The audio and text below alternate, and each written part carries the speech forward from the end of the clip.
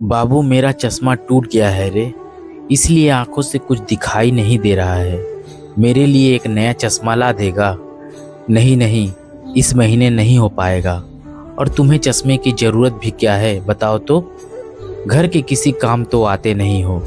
तुम्हें दिखाई न भी दे तो मेरा कोई नुकसान नहीं होगा। नुकसान फ़ायदे का हिसाब नहीं है बाबू। मैं खुद क्या खा रहा हूँ इतना भी तो देख नहीं पा रहा हूँ। नहीं, इसकी ज़रूरत नहीं है। तुम्हें क्या लगता है हम तुम्हें खराब खाना देते हैं? नहीं बाबू, मैंने ऐसा नहीं कहा। दरअसल मैं पूरे दिन अकेला बैठा रहता हूँ। तुम लोगों के पास मेरे साथ बात करने का भी समय नहीं होता, इसीलिए थोड़ा बहुत किताबें पढ़ लेता हूँ। लेकिन अब वो अभी नहीं पढ़ पा रहा हूँ। बहुत तकलीफ़ हो रही है।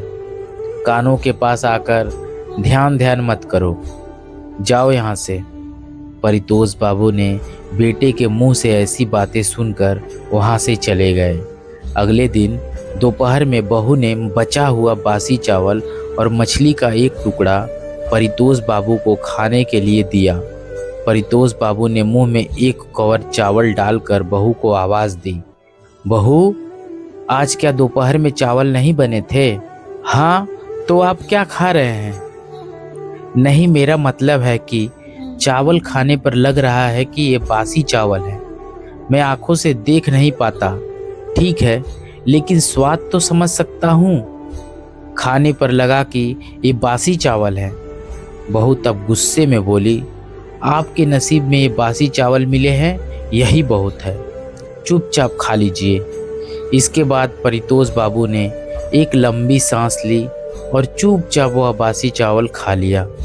इसके बाद परितोष बाबू फिर अपने बेटे के पास जाकर बोले, बाबू, मेरे ब्लड प्रेशर की दवा ख़त्म हो गई है। मैं ठीक से खड़ा भी नहीं हो पा रहा हूँ। लगता है मेरा ब्लड प्रेशर बढ़ गया है। मेरी ब्लड प्रेशर की दवा ला देगा?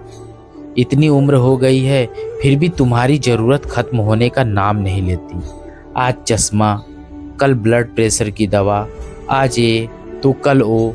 क्यों बताओ? वैसे ही मैं पैसे की परेशानी से जूझ रहा हूँ। उसके ऊपर रोज़ रोज़ तुम्हारी इस तरह की बातें मुझे अच्छी नहीं लगती। कुछ दिनों बाद परितोष बाबू का बेटा अचानक बहुत बीमार पड़ गया और डॉक्टरों ने इमरजेंसी ऑपरेशन कराने को कहा।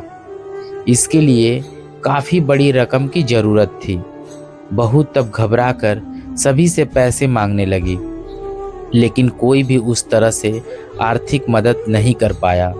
तब परितोष बाबू ने बहू को बुलाकर कहा, मेरे नाम पर जो ज़मीन है उसे मैं बेच दूंगा।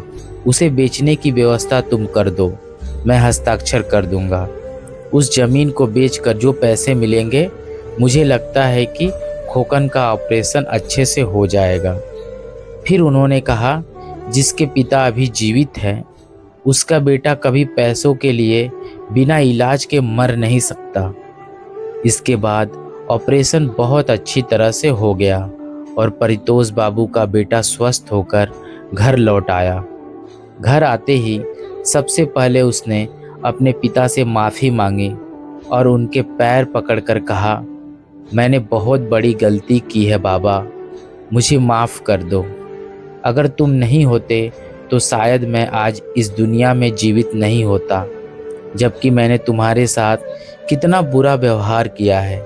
मुझे माफ़ कर दो बाबा। तब परितोष बाबू ने कहा, बाबू, तुम्हें मुझसे माफ़ी मांगने की ज़रूरत नहीं है। तुम जल्दी से ठीक हो जाओ। मैंने तुम्हें बहुत पहले ही माफ़ कर दिया था।